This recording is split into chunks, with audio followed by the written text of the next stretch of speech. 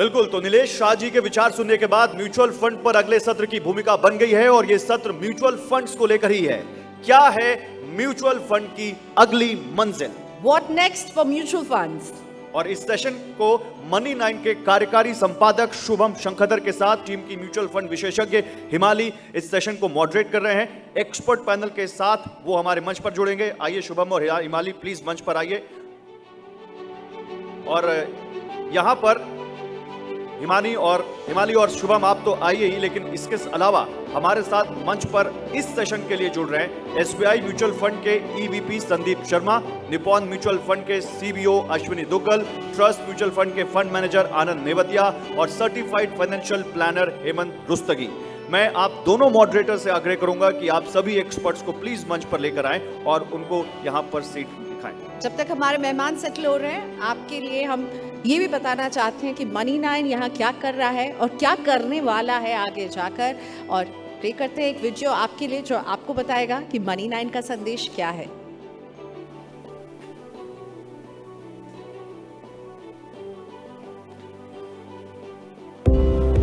Meet Sunita.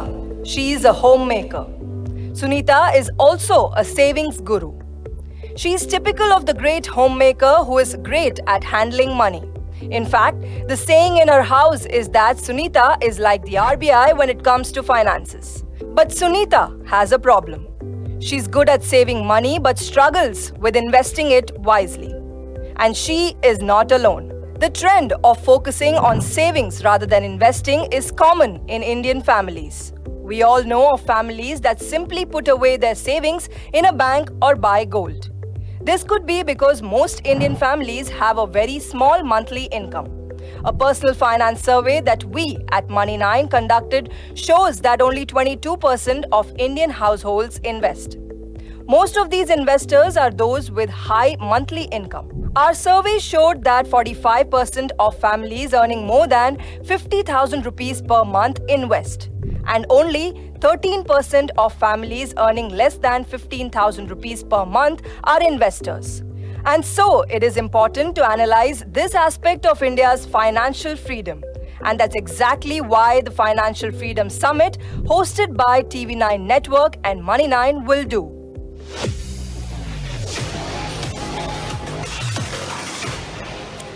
तो अब stage आपके हवाले है शुभम शंकर और हिमाली। आज म्यूचुअल फंड पर एक खास डिस्कशन हमारे इस कॉन्क्लेव का एक बहुत अहम हिस्सा है। Over to you Shubham.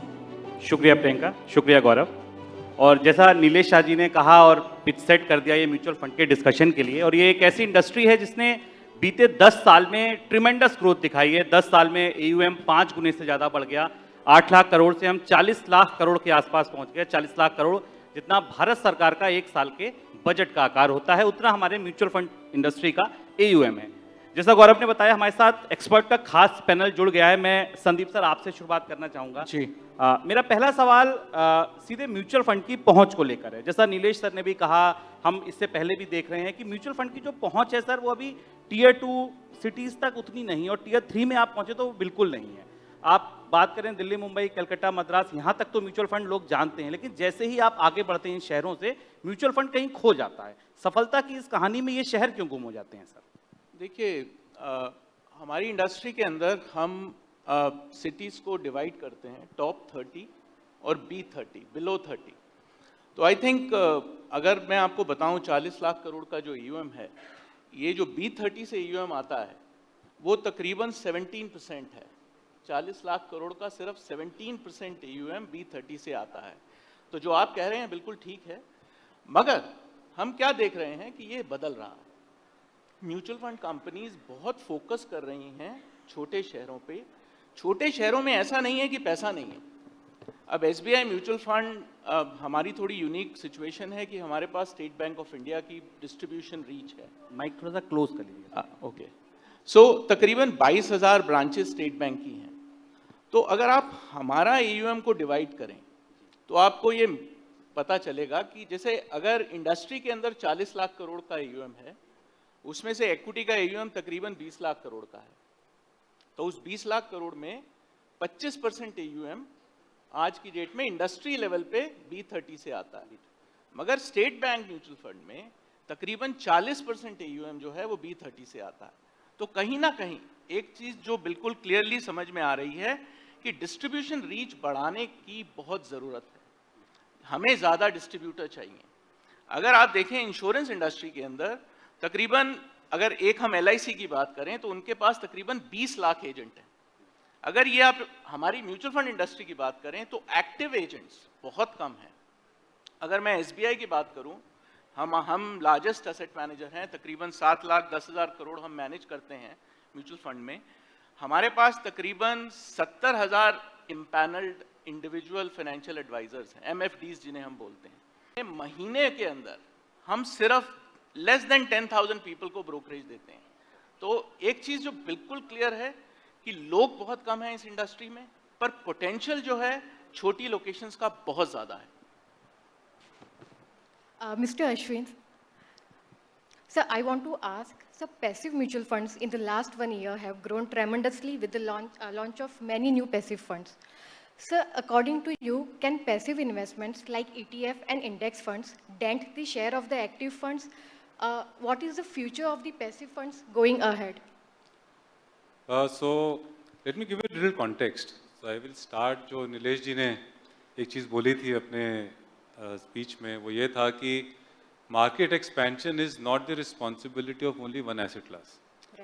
ठीक है, इक्विटी है, फिक्स्ड इनकम है, पर उसके अगर आप सब ग्रुप्स देखेंगे तो उसमें बहुत पार्ट्स हैं, उसमें से एक पैसिव और ETFs भी हैं। But if you really see the passive investing, okay, world over is not a very old phenomena. It started in 1995 in America. At that point of time, late 2000s में करीब ये 3% था in US of the US to the total AUM of the US mutual fund industry. Right. 2005 it grew to 14%. Only now in 2023 has it grown to a substantial amount, which is about 41%. So it has taken that 4 decades for it to grow. So in my personal opinion, passive investing, which is ETF and index funds, is basically a sign of a matured market. Correct. And if you really see in India today, last year, करीब 6% जो आपकी household savings है उसका कोई mutual funds में आया है. Right. Right. The others have been dominated by banks and insurance companies, so on and so forth. So we are still, as Sandeep said, Nilesh ji said before, we are still scratching the surface, okay, of the mutual funds as a growing industry. So potential is huge.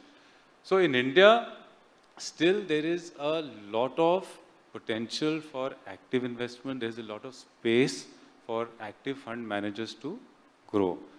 Up India में really, if you look at passive investing, 2020 में थोड़ा accelerate हुआ है. Right. Last 1 year, it has been a major growth. So today is about close to 6 lakh crores. About करीब आपका 16-17% है of the total mutual fund AUM in India. Right. Right? And the most popular,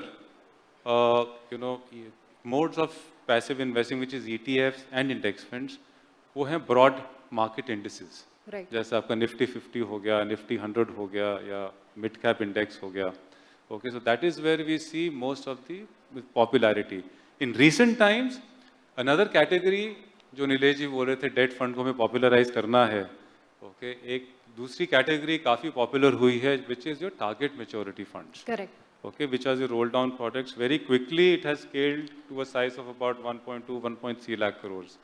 Now, reason that we were coming off a period of relative volatility, okay, low interest rates, and thereafter 2018 August, we saw the interest rates started to turn, led by the US Fed, inflation, etc. और ये क्या है, जो आपके TMFs हैं, they offer some sort of visibility of returns to investors. So they have become popular. So I think where we, in my opinion, passive investing or active will coexist in India. Right. Okay, I think active investing will still dominate, especially in the mid cap and small cap segments, where there is substantial leeway or headway available for outperformance. And even if you look at long-term averages, I think the active still continues to do well. But yes, I think the core of money allocation is asset allocation. So very clearly, it should be part of your asset allocation portfolio. So many times people think that passive funds are risk-free. Do you think so? Is that the popular, because it's No. In investment, nothing is risk-free. Even in banks, we've seen that time and again. Okay, as Nilesh ji mentioned, the three banks in the US, and so there is nothing risk-free. I think investors should very, very clearly, one, seek advice from competent authorities. Secondly, they should themselves be aware, because what is passive investing or index fund or ETF? An ETF or index fund is tracking an underlying index. right. Right? So if it is Nifty 50, it is if it's an ETF which is tracking Nifty 50, it is made up of the 50 companies that are part of the Nifty index. Right.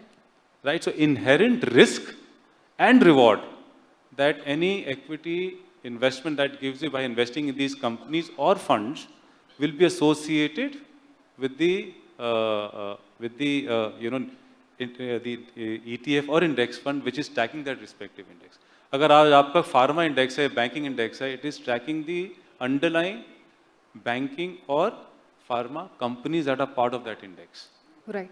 Right? So risks will continue to be similar, except that it is tied to the collective market wisdom that is associated with that particular index. Right. अगला सवाल आनंद sir आपसे है मेरा। आप fund manager हैं एक mutual fund में, और मैं यही जानना चाहता था, रिटेल निवेशक जो हैं उनके दिमाग में हमेशा एक ये सवाल होता है कि अच्छा फंड मैनेजर कैसे चुनें। चुनना ज़रूरी भी है, या आपको लगता है कि नहीं स्कीम को देखिए, फंड मैनेजर को चुनना इतना ज़रूरी नहीं है, वो एक इंपॉर्टेंट एस्पेक्ट नहीं है, या है, और अगर है तो फिर उसको कैसे चुना जाए? So fund manager choice और selection should be there always. आप जब भी कोई स्कीम में इन्वेस्ट कर रहे हैं, but it should not be in isolation is what I feel.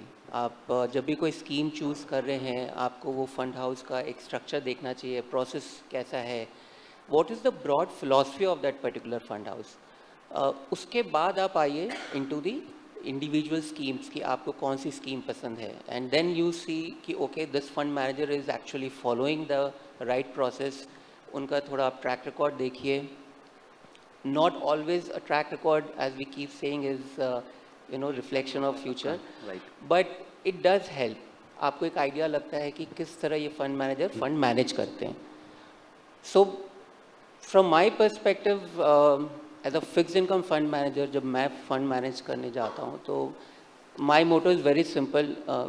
Don't try to be, trying to create an additional extra alpha by putting a small risk in the portfolio. A fixed income fund, people come and invest broadly to ensure the safety of money and a good return.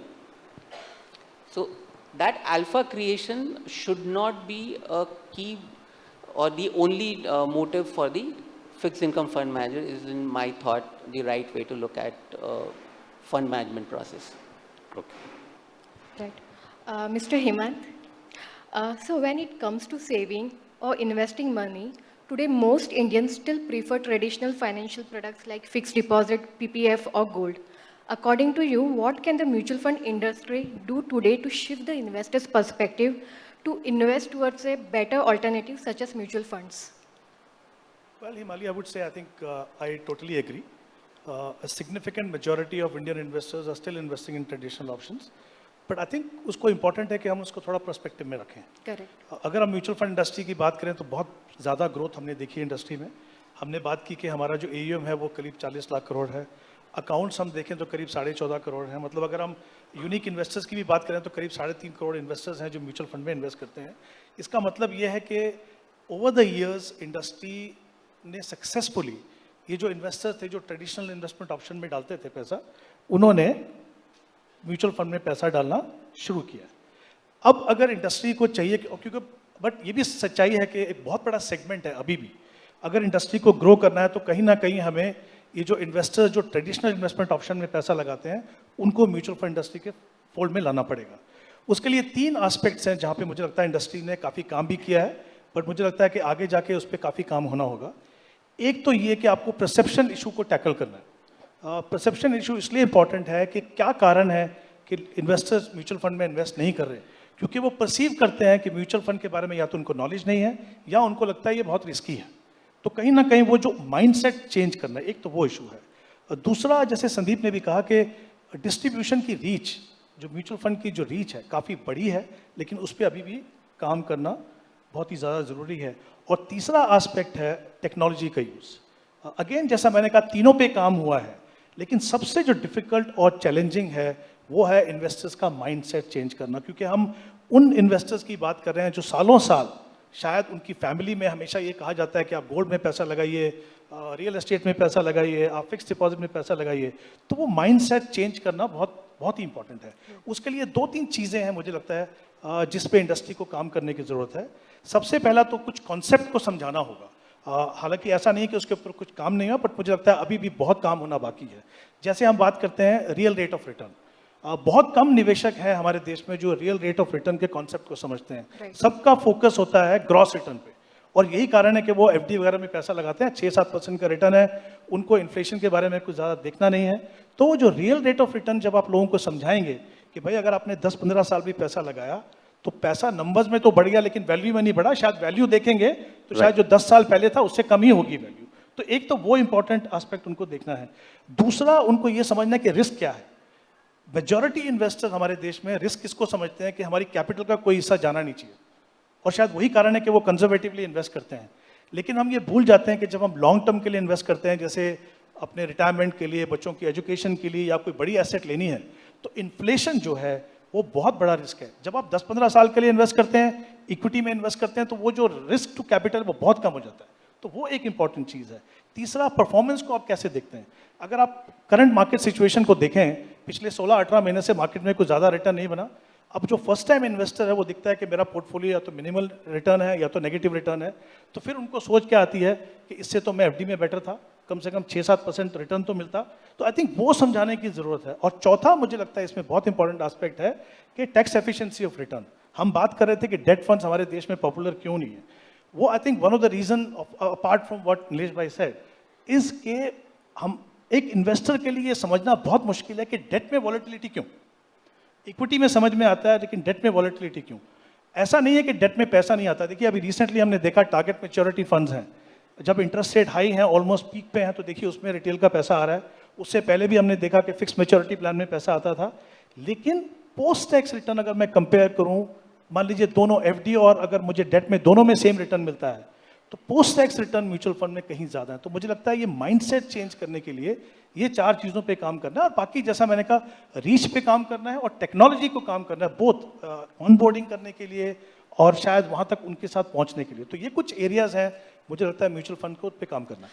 Sir, as you said about the areas, so from where actually you start changing the perspective? Is it from the AMC level or from the financial advisor? Then there are wealth management, there are distributors. So according to you, who are the main people who would, be more proper to change this perspective? Because everyone have a different perspective. If I go to AMC, they will have different way of explaining me the product. Same thing if I go to CFP, they will have their own way. So according to you, from where the change should start from? हिमाली, जैसे मैंने पहले कहा, ये बहुत ही एक ऐसा area है जिस पे बहुत काम करने की ज़रूरत है। Right. इसमें बहुत ही पेशेंस और परसिवरेंस की ज़रूरत है। आपने कहा ये कौन करेगा, मुझे लगता है सारे स्टेक होल्डर्स को मिलकर करना होगा। और मुझे लगता है इसमें मीडिया ने पहले भी बहुत इंपॉर्टेंट रोल प्ले किया और मीडिया का रोल आगे भी बहुत ज़्यादा है इस बात को वहाँ तक पहुँचाने के लिए। क्योंकि किसी के पास भी इतनी मैन पावर, इतने लोग नहीं है कि वो, क्योंकि हम हमारे कंट्री की अगर बात करें जोग्राफिकली इतना डिस्पर्स है कि वहाँ तक हर एक के लिए पहुँचना बहुत मुश्किल है। Correct. लोकल लैंग्वेज में जो लैंग्वेज उनको समझ में आता है, जिस तरीके से वो समझते हैं, तो सबको मिलके काम करना है। चाहे वो डिस्ट्रीब्यूशन के डिफरेंट चैनल्स हों, चाहे वो इंडस्ट्री हो, और जैसा मैंने कहा मीडिया का भी एक काफ़ी बड़ा रोल है उसके अंदर। और ये ओवरनाइट नहीं होगा। It's going to take time, it will take years, it has taken years already. But like I said, it's very, very important for the industry and everyone, all the stakeholders put together to change the perception. ये अगर होगा तो आप देखेंगे कि सिर्फ industry का फायदा नहीं होगा, मुझे लगता है इन्वेस्टर्स का बहुत बड़ा फायदा होगा, क्योंकि it will make a significant difference to their financial future. ये हम सभी जानते हैं कि लॉन्ग टर्म में जब आप 15-20 साल के लिए इन्वेस्ट करते हो, अगर इक्विटी फंड में या हाइब्रिड फंड में डालते हो, तो आपका जो रिटर्न है वो कहीं ज़्यादा बेहतर होगा। और post tax return obviously compare करेंगे ट्रेडिशनल ऑप्शन से तो उससे कहीं ज़्यादा होगा। तो ये कहीं ना कहीं सिर्फ इंडस्ट्री की बात नहीं है। आई थिंक जब हम फाइनेंशियल फ्रीडम की बात करते हैं, जब हम चाहते हैं कि लोगों का जो वेल्थ है वो क्रिएट हो, तो वो तभी होगा जब वो मार्केट लिंक प्रोडक्ट में आएंगे। Completely agree, sir. Thank you so much for that insight. Sandeep sir, मेरा अगला सवाल आपसे होगा। अभी नीलेश सर आप इससे पहले हमारे साथ थे, उन्होंने लंबी अवधि में निवेश करना चाहिए इसके लिए कई उपमाएं दी, लगे रहो मुन्ना भाई कहा, बीरबल की खिचड़ी कहा। म्यूचुअल फंड इन्वेस्टर के लिए एक बड़ी इंपॉर्टेंट चीज़ सर ये कि जब वो आता है तो ये मान के आता है हाँ लंबे समय के लिए रहना है, लेकिन जब वो कोई इवेंट देखता है, अगर कोई ग्लोबल इवेंट अभी हमने देखा है, SBB बैंक जैसा इवेंट देखा, या वो देखता है कि हाँ 19,000 की निफ्टी 17,000 आ गई और अपने NVB चेक करता है, उसमें उसको नुकसान दिखता है, आपको क्या लगता है कि इन इवेंट्स को कितना उसे देखना चाहिए, नहीं देखना चाहिए? अगर वो लॉन्ग टर्म इन्वेस्टर है तो उसे शांति से बस लगाते रहना चाहिए। सो बेसिकली ऐसा बोला जाता है कि the best investor is the dead investor. तो अगर तो आप हर वीक देखेंगे कि आपकी NAV क्या है, ऊपर गई है, नीचे गई है, तो ऑब्वियसली हेमंत सर ने भी बहुत ही इंपॉर्टेंट एस्पेक्ट रेज किया, इन्वेस्टर बिहेवियर। अब इन्वेस्टर बिहेवियर अगर कंट्रोल हो जाए तो रिटर्न बनेगा, और अगर वो इन्वेस्टर बिहेवियर कैसे कंट्रोल होगा, उसके लिए कोई सारथी की ज़रूरत है, कोई साथी की ज़रूरत है जो कि कॉन्टिन्यूसली गाइड करता रहे इन्वेस्टर को। देखिए बहुत डिफ़िकल्ट है एक कॉमन मैन के लिए अंडरस्टैंड करना जब मार्केट में ऊपर नीचे इतना वॉलेटिलिटी वो देखता है, तो इसलिए कोई ना कोई एक्सपर्ट होना बहुत ज़रूरी है।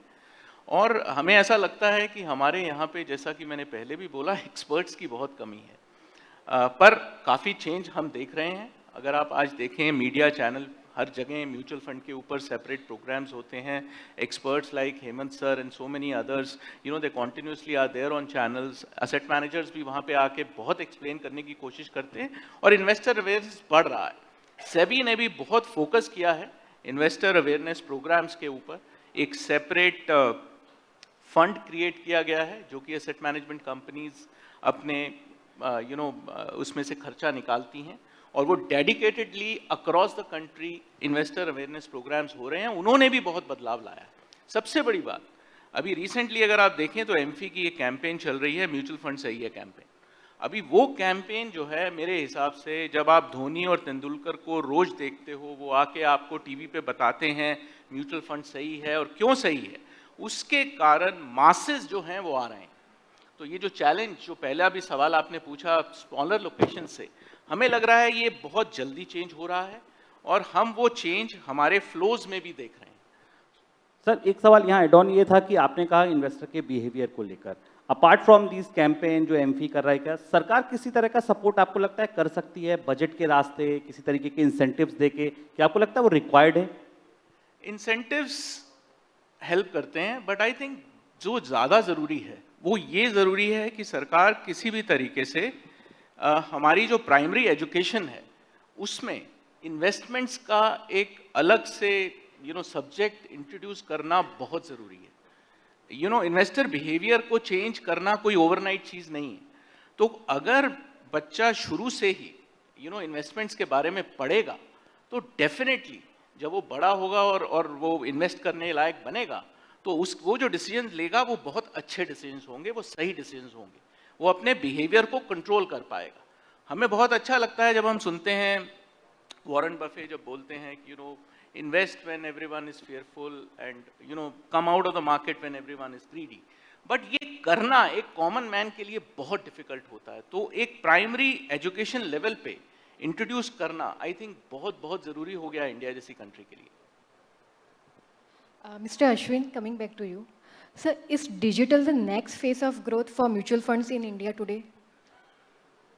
I think this resonates with both what Sandeep and Hemantji mentioned.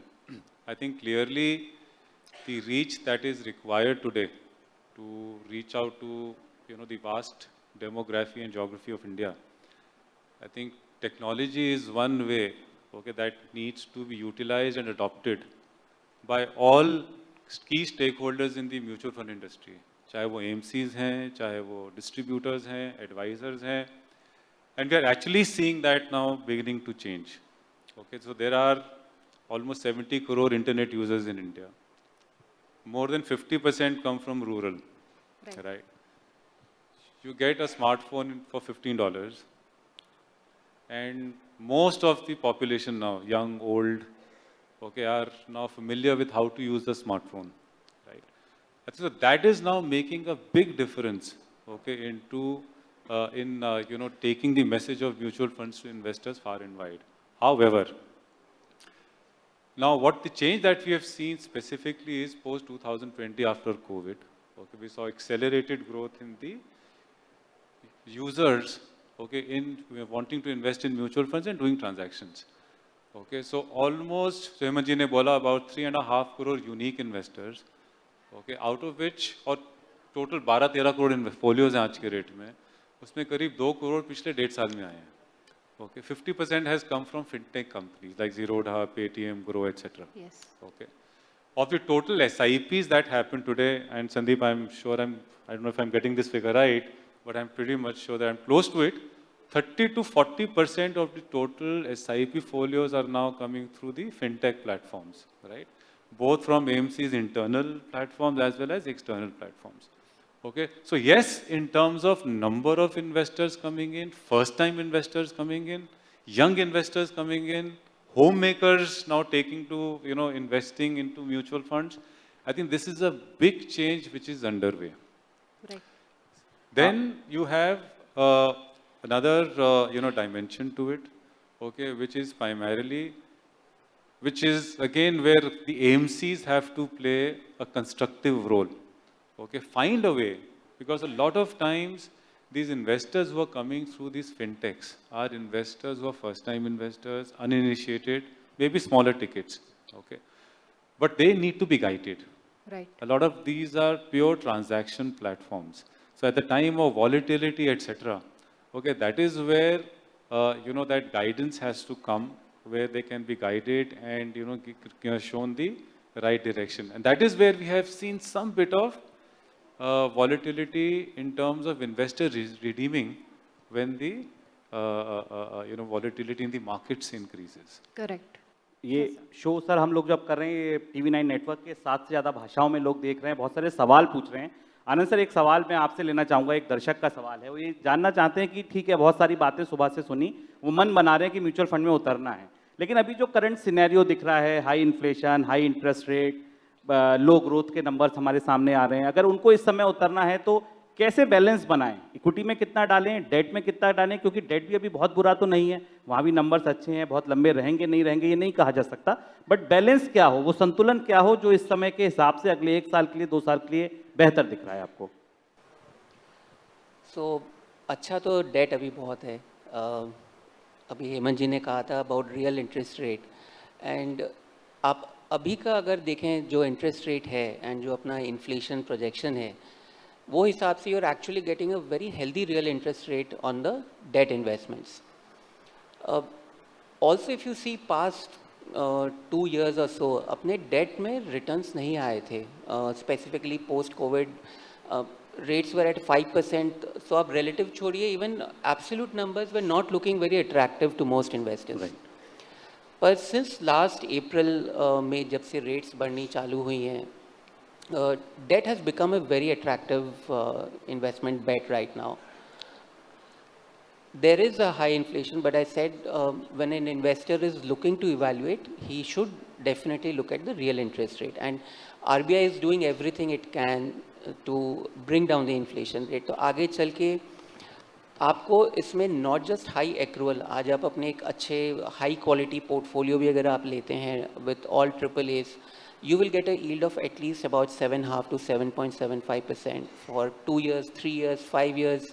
इतने target maturity funds आ रहे हैं सब में. So as an absolute number also, it's a very high accrual. आपको 7.5-8% अगर मिलता है on a very high quality portfolio, it's a very worthwhile investment to get into.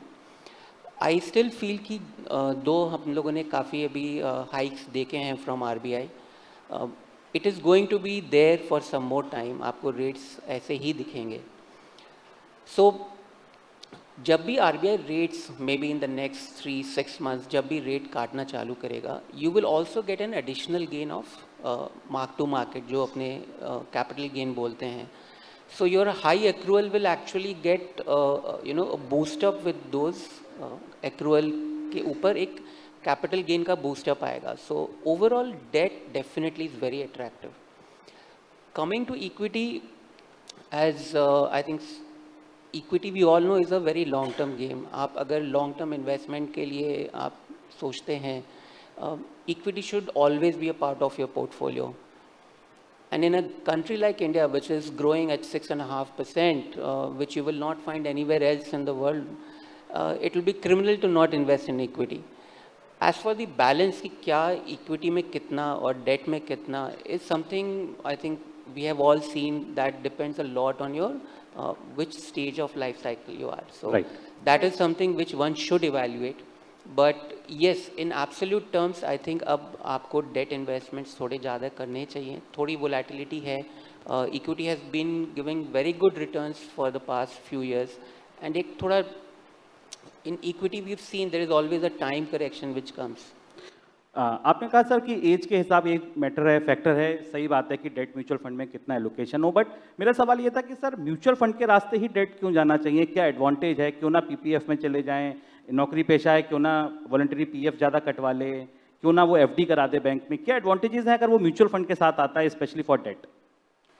सो एक तो जैसे मैंने आपको सबसे पहले भी बताया था कि एक आपको जो कैपिटल गेन का बूस्टअप मिलता है वो आपको इन बाकी इन्वेस्टमेंट्स में नहीं मिलता है.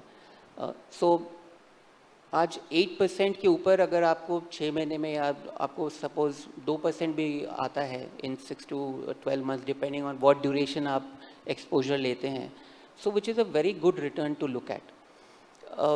And it need not always be कि ओनली दिस और ओनली दैट. आई थिंक कि डेट का अगर मेरा एलोकेशन 20% है तो मैं सिर्फ 20% में ही जगल करूँ. I can increase my debt allocation. I can continue to increase a little bit of allocation to your PPFs as you're saying. पर एक चीज़ और भी हो रही है कि with a larger contribution, slowly and slowly you are seeing that the government is trying to make that more taxable. So some bit of efforts are being made, I would say year on year basis, to bring most investment products at par. And I hope in a coming years we will see that almost all investment products are taxed at par or equally rather. So from that perspective मुझे लगता है कि हाँ आप ज़रूर थोड़ा बढ़ाएं वहाँ पर भी. It's not a bad option, but that is a lock-in product. आज आपको म्यूचुअल फंड में you have an option of getting your money the very next day. So there are multiple things that one should consider before making those allocations. Thank you, sir. Mr. Hemant, so this is very interesting question. So today SIP accounts totaled 6.28 crore as of Feb 2023. Further, the total amount collected through SIP is rupees almost 14,000 crore.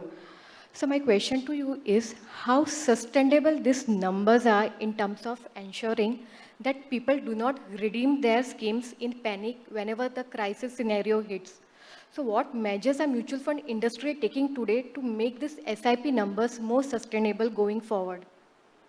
Well, Himali, let me begin by saying that I feel very strongly that these numbers are not only sustainable, but I think we'll continue to see the growth in SIP numbers. If you see in the last 7 years, हम लोग करीब 3,300 crore की कोई SIP book थी, जो करीब करीब भी 13,700 crore पे है. Correct. तो we can see there is a significant growth. But I think growth सिर्फ numbers में नहीं है. I think important चीज़ है कि इसने एक significant change लाया है savings और investment attitude में investors की.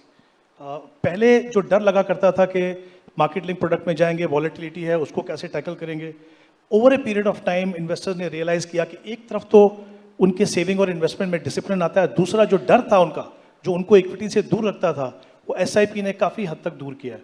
जैसे जैसे इन्वेस्टर्स का एक्सपीरियंस बढ़ रहा है, समय लगा रहे हैं, उनको दिख रहा है कि हाँ जब हम गिरते बाजार में इन्वेस्ट करते हैं तो हमारी एवरेज कॉस्ट नीचे आती है, उसका हमको फ़ायदा होता है. तो जैसे मैंने कहा कि आई थिंक उसका बहुत बड़ा कंट्रीब्यूशन ये है कि जो सेविंग और इन्वेस्टमेंट एटीट्यूड में जो चेंज लेके आए हैं. और सबसे बड़ी बात क्या है कि पहले क्या हुआ करता था, कुछ साल पहले की बात कर रहा हूँ, बहुत रैंडमली इन्वेस्टर्स स्टार्ट करते थे SIP में इन्वेस्ट करना. किसने 2,000 किया, किसने 10,000 किया, बिना सोचे समझे कितने समय इन्वेस्ट करना. तो क्या होता था, एक तो कभी कभी उनको लगता था कि शायद हमारी इतनी कैपेसिटी नहीं जितना हमने कमिट किया है, वो एक प्रॉब्लम थी. दूसरी, क्योंकि आपका टाइम होराइजन क्लियर नहीं था, क्लियरली डिफाइंड नहीं था, जब भी मार्केट वॉलेटाइल होती थी वो पैसा निकाल लेते थे या रोक देते थे। पिछले कुछ सालों में 2 चेंजेस हुए इंपॉर्टेंट। एक तो ये कि ज़्यादातर इन्वेस्टर्स ने अभी गोल बेस्ड इन्वेस्टमेंट प्रोसेस को करना शुरू किया।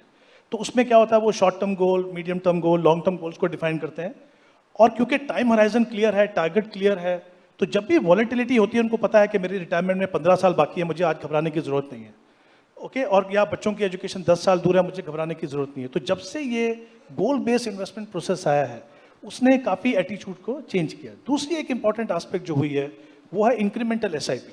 पहले हम क्या देखते थे कि इन्वेस्टर्स एसआईपी शुरू करते थे, जो अमाउंट किया अगले 5 साल 10 साल तक वही करते रहते थे।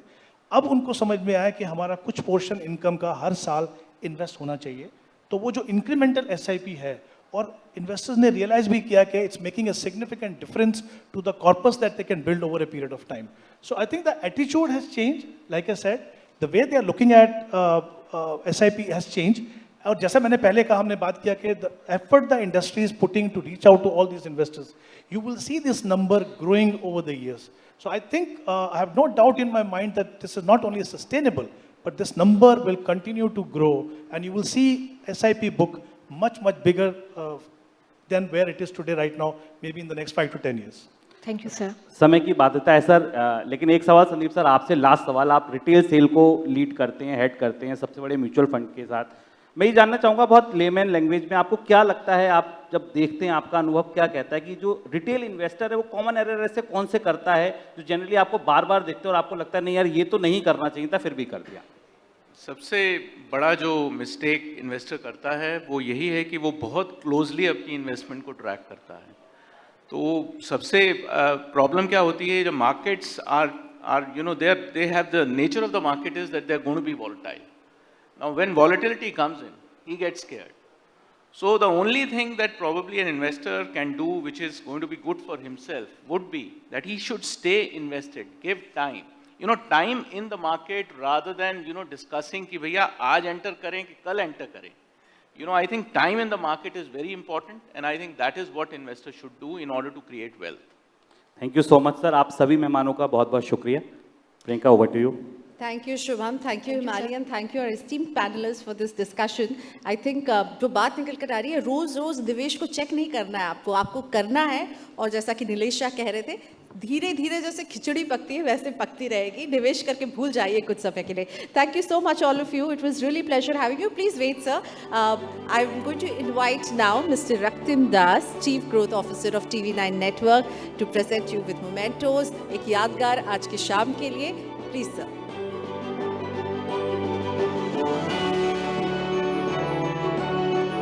A big round of applause for our panelists and for this interesting session.